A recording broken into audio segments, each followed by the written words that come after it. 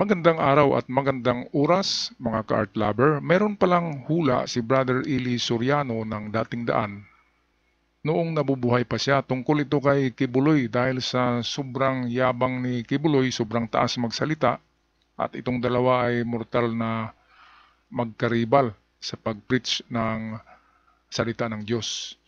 Kaya meron ditong kinuha si Brother Eli na bersikulo sa Biblia, Jeremiah chapter 49 verse 16, nagsasabi na kung sino man yung taong mapagmataas at terribly kung magkapagsalita ay ibabagsak ng Diyos. Atin panoorin ang bidyong ito. Kaya nga siguro ibinagsak ng Diyos yan eh. Nagtatago ka ngayon sa ilalim ng lupa.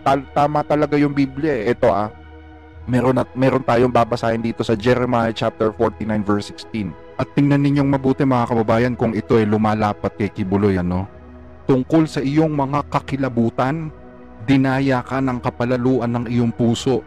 O ikaw na tumatahan sa mga bitak ng bato na humahawak sa kaitaasan ng burol, bagaman iyong pataasin ang iyong pugad na kasing taas ng agila, aking ibababa ka mula roon, sabi ng Panginoon. Ayan, tamang-tama talaga to sa description ni Kibuloy, di ba? Sabi ni Kibuloy, sila ay mga agila na lumilipad. At si Kibuloy ay nakatira sa mataas na bundok na pugad ng kasing taas ng mga pangarap niyang agila. Kaya ibinaba siya ng Diyos. Naku, talagang biblical pala itong nangyayari kay Kibuloy. Balik tayo sa video. Ang sabi diyan, tungkol sa iyong mga kakilabutan, thy terribleness hath deceived thee. Sa sobrang terrible ng mga pinagsasasabi mo, dinaya ka ng kapalaluan ng iyong puso. O napaka-terrible na kasi ng mga sinasabi niya eh. Hindi na normal eh. O ikaw na tumatahan sa mga bitak ng bato. Ano ba yung Pilipinas? Di ba mga isla? Tama. Archipelago tayo eh. Parang mga bitak ng bato yung ating bansa kung titingnan mo sa ere eh. Kung titingnan mo mula sa langit, parang mga bitak ng bato eh. O tapos sabi diyan na humahawak sa kaitaasan ng burol. O di ba totoo na si Kibuloy ay nasa paanan ng bundok ng Apo? Sa pinakamataas na bundok sa Pilipinas, doon nga daw siya tinawag ng Diyos niya eh. At ang tawag niya doon sa lugar na dalangin na nila, Tamayong Prayer Mountain. Diba? Tamayong Prayer Mountain. Ikaw na humahawak sa kaitaasan ng burol. Bagaman iyong pataasin ang iyong pugad na kasing taas ng agila.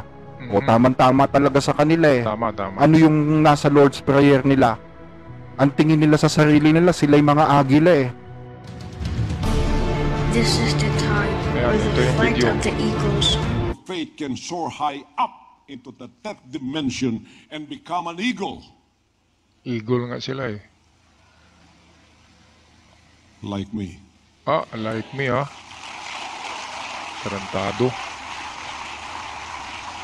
Then when you become an eagle like me, an eagle's perspective of the world is different than an ordinary bird. Ibang eagle ka naman kasi ikaw ay eagle na na siraulo na eagle. Hindi kayong normal na eagle. Kaya wag mong ikumpara yung agila sa'yo dahil nanuluko ka lang. Ngayon, ano ka na? Bulati ka na kasi nasa lupa ka nakatira eh. At lumabas ka kasi ayaw mo sa lupa. O ngayon, mapagmataas ka masyado, ibinaba ka ng Diyos. At hindi lang ibinaba, sobrang baba. Ordinary birds just go hop from one branch to another. They cannot even go high up the mountain tops. They go from one place to another on the three branches around. That is all that their perspective affords them. An eagle is different. An eagle's perspective is so different. He sees beyond the dimension and the horizon of what an ordinary bird can see. Ito kung totoong pastor ito, dapat hindi niya ihambing sa agila ang kanyang personalidad. Kasi ang agila ay hunter yan eh. Yan ay prey. At kumakain yan, pumapatay ng mga maliliit. Kaya ganyan pala siya, di ba? Kung tingnan natin sa kanyang perspective, sabi niya, ay ang agila ay nasa ibabaw ng food chain ng mga ibon. Kaya nagpamataas na siya. Diyan pa lamang nagmamataas na siya. Kung agila ikaw ay prey, kakainin mo yung maliliit na ibon. Yung maliliit na ibon, yung kanyang mga membro. Kaya pinagkakitaan niya ang mga membro niya. Hindi kasi nabasa nila ang tungkol sa ng mga membro kung ano talaga ang agila. Bakit agila?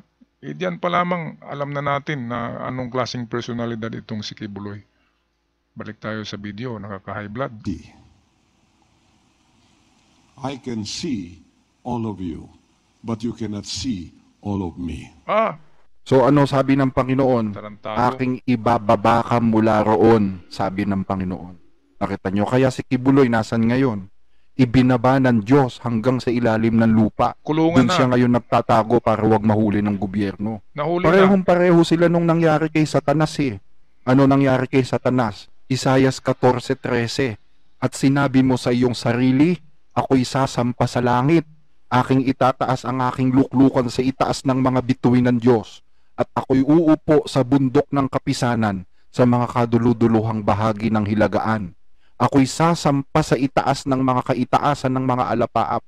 Ako'y magiging gaya ng kataas-taasan. Ayan, yan yung ambisyon ni Kibuloy, sobrang sobra. Yung sasapawan niya na ang Diyos. Nakita nyo, tinanggal niya yung Holy Trinity, tinanggal niya yung Diyos Ama. At natira si Jesus Christ at ang Spirit. Ngayon, siya na yung anak.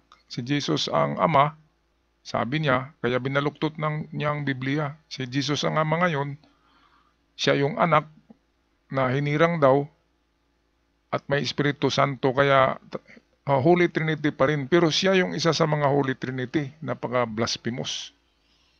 Kaya kahit na kulong na yan, high blood pa rin ako dyan eh. Sobrang panluloko sa 6 million ka-membro niya, niluloko niya at ginagawa niyang mga antikristo. Gayunman ay mabababa ka sa Sheol, sa mga kaduluduluhang bahagi ng hukay. Ayan. Silang nakakakita sa iyo ay magsisititig sa iyo. Kanilang mamasdan ka na nagsasabi, ito ba ang lalaki na nagpayanig ng lupa? Ayan, ganyan ka sa ilalim ng tunnel mo, di ba? Madilim masyado kaya lumabas ka na. Dahil meron kayong deal. Deal ng kung sino. Kaya nakalabas ka at hindi ka natakot na lumabas kasi okay na nga ang deal. Nagpauga ng mga kaharian. Nakita nyo? Yung ginawa ni Kibuloy, namusong siya sa Diyos. Inalis niya yung Ama at itinaas niya yung sarili niya. Kaya ano nangyari sa kanya? Nandun siya ngayon sa ilalim ng lupa. Diba? Kulungan na. So, ano kulungan katunayan? Na yun ng prayer na yon, yung panalangin na yon, na pinapalabas sa SMNI talagang panalangin niya ng kanilang kongregasyon. Ito, panoorin nyo. Kingdom Nation of Sons and Daughters, let us all pray the prayer of fulfillment, confession, affirmation of sons and daughters.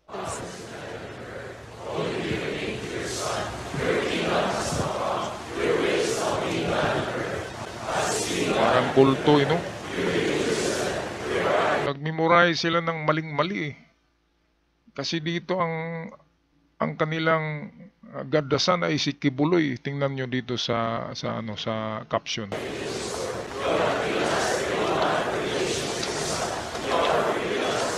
Mana ang congregation.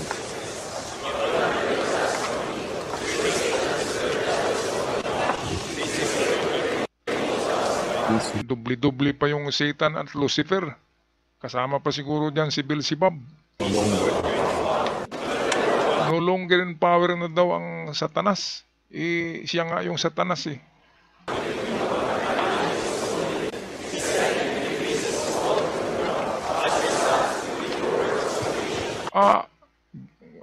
Kumplito na daw ang salvation ng appointed son na si Kibuloy. Ibig sabihin sila ay nasalba na. Salvation na sila. Ganun ba yun?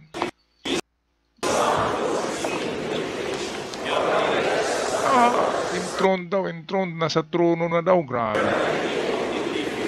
Mga simple itsura. Ang gaganda ng sa harap.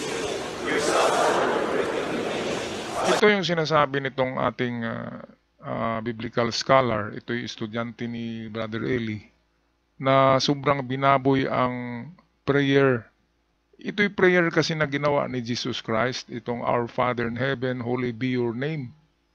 Dito pa lang sa mga lyrics, binago nila eh. Ang who art in heaven ay nagiging who art on earth. Nasa lupa lang daw ang heaven. Kaya ginawa nilang maling-mali ang prayer ni Jesus na mismo si Jesus Christ ang gumawa ng prayer na yan na Our Father in Heaven. Hindi si Jesus nagsabi na Our Father on earth. At yung Son ay hindi na si Jesus kundi si Kibuloy. Kaya sobrang mali talaga. Talagang niluluko ang tinitwist ang mga utak ng mga membro. Kaya kayong mga membro dyan, huwag kayong magalit sa akin. Ito yung katotohanan. Mali ang inyong prayer na yan. Kaya baguhin nyo yan.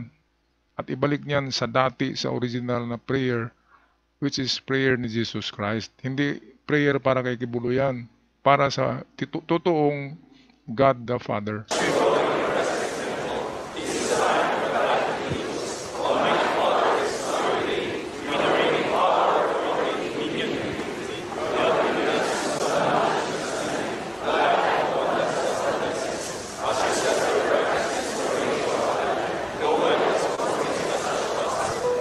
Kawawa tong 6 million daw followers. Ngayon sabi ni Arlen Stone, meron na lamang 8,000 hard followers si Kibuloy. At siguro ngayon nasa 5,000 na lang kasi ang iba natauhan na sa mga kalukuhan na yan. Kaya diyan yung sinasaulo, memorize nyo na prayer, hindi yan yung totoo. Kaya wag nyo nang i-memorize pa yan kasi maling-mali. Hindi si Jesus, hindi si Kibuloy ang Son of God. Ang Son of God ay si Jesus. At ang Father, yun ang God the Father. Maraming pangalan ang God the Father.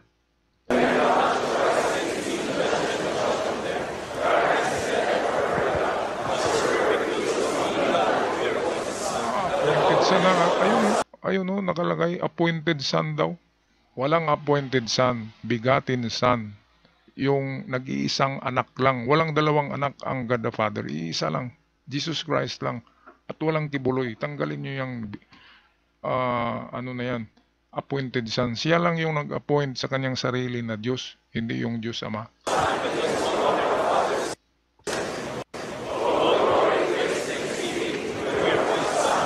Ayan. Klarong-klaro. Pastor Apollo Kibuloy, be unto you your appointed son. Naku. Kailan ba nag-appoint ang God the Father ng appointed son? Naku, kawalang hiyaan talaga yan. Grabe, ma-high blood ka talaga dito. Ang anak ng Panginoon na God the Father ay walang iba kundi si Jesus Christ. Wala na. At bakit nariyan pumasok si Kibuloy na appointed son? Bali, tinanggal na si Jesus, and then si Jesus ginawa niyang ama. Tinanggal niya yung ama, so dalawa na lang sila. Pangatlo ang Holy Spirit. So, Holy Trinity, Jesus Christ, Kibuloy, Holy Spirit. Natanggal yung original na gumawa ng sanlibutan, ang God the Father. Kaya kung pupunta to sa langit, hindi naman malangit itong si Kibuloy. Impyerno to diretso eh. Baka bisitahin ba ito ng God the Father doon sa impyerno at susunugin muli?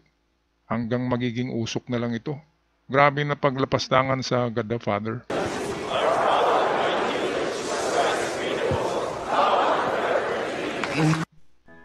Nakita nyo kung paanong niloko ni Kibuloy yung mga miyembro niya? Kung totoo man yung statistics nila na 6 na milyon sila, ibig sabihin 6 na milyon din ang ginawa ni Kibuloy na Antikristo.